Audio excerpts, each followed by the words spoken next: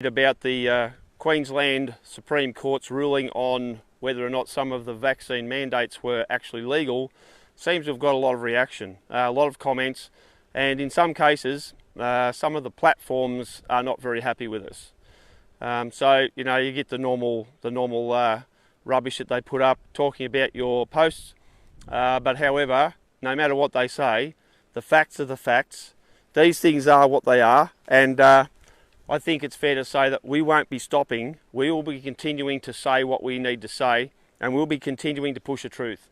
And I think that we really need to be pushing for these rulings to roll out right across Australia. And I really think that we need to see a lot of things happening, particularly with our police, as I've mentioned.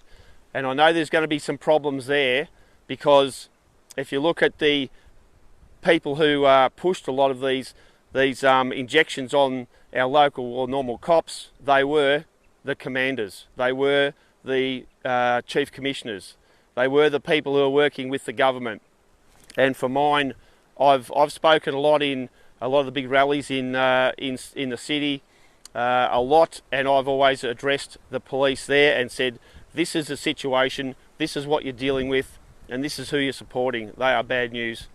And I really must, a few people have a bit mixed emotions about this, but if we look at who funded this Supreme Court case, we must acknowledge that Clive Palmer, as far as I'm aware, I've never met him or spoken to him, but I understand that he funded this, and we really must say that, and to that degree, say a big thank you to that, because where we're at right now is because of Clive Palmer funding it.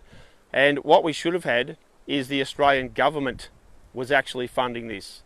But then what we should have had was the Australian government shouldn't have done the things they did in the first place, and the Queensland government and all the state governments. So it'd be rather interesting that if we actually see our cops start to stand up and defend not only everybody but their own families as well, and start to lay charges and investigate. Let's not worry about royal commissions and all that rubbish.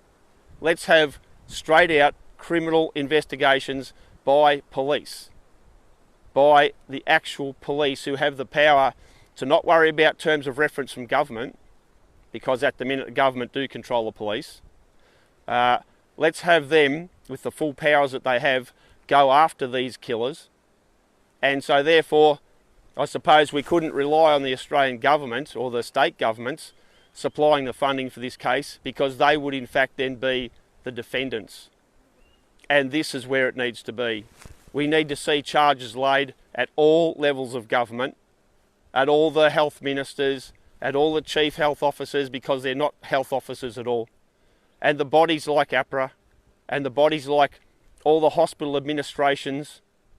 Everybody who's had something to do with this at the highest level, they knew what was going on, and they continued to push it, irrespective of the damage, irrespective of anything else.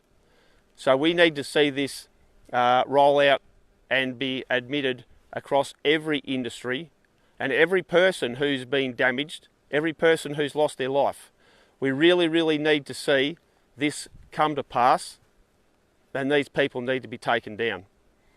And one of the things that's coming up very, very soon that we all need to be a part of is a campaign called Exit the WHO. So for people who don't know, the World Health Organization will be having a vote of all its member states late in May this year, 2024. And the date today is the 1st of March, 2024. And we're broadcasting from Cayuga, actually, which is in north central Victoria, Australia. So we need to all get involved in the Exit the WHO, because they want to bring in what they call a pandemic treaty. And what that would do would be to give the WHO sole control over our entire country, our entire economy, anything to do with health, and that would include them having the power to forcibly give people injections that are very, very bad for you. And as we've seen, the science that the medical people so-called rely on is garbage. It is lies, absolute lies. And the medical profession itself is basing everything they did with the pandemic response on total lies.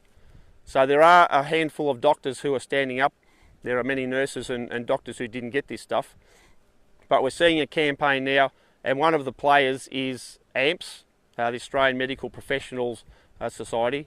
And you know, it's good to see that I've been involved with them for the last year or so, a bit better. And so we're trying to do what we can to make the Australian people realise that we need to get away from this World Health Organisation treaty. But your governments, your politicians are hell-bent on signing us up to this treaty that gives them the right to do, gives the World Health Organisation the right to do absolutely anything they want. So this is somewhere where we need to go. So just a bit more on that, because this whole thing is only growing in stature, and it needs to be really looked at and supported to get rid of these people. So just a bit there. So we'll do another live tomorrow at 12:30. We'll be touching on all sorts of different subjects. A lot of the stuff that Billboard Battalion has been pushing for a long time, and a lot of the things now that are happening particularly in the agricultural sector and our food security and our energy security. So these are really big issues, and I can tell you right now, we need to get our farmers on board with all this. We need to get our farmers educated. But anyway, that's a story for another day, and we'll be pushing this very soon. We've already been doing that. So stay tuned, and we'll see you again tomorrow at 12:30. That's Australian Eastern Daylight Saving Time, Eastern Summer Time. So for those in Queensland, remember you're an hour later. So that's what we're doing, and yeah, we'll see you again tomorrow.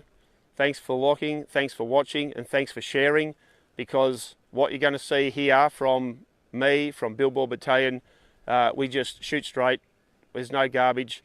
We don't do 85%, 80%. We don't do wishy-washy, and we're just going for it. The truth is the truth, and the facts are the facts, period. That's all there is to it. All right. Thanks, everybody. We'll pull the pin right now, and we might just catch up with you tomorrow. As I said, 12:30 Australian Eastern Summer Time.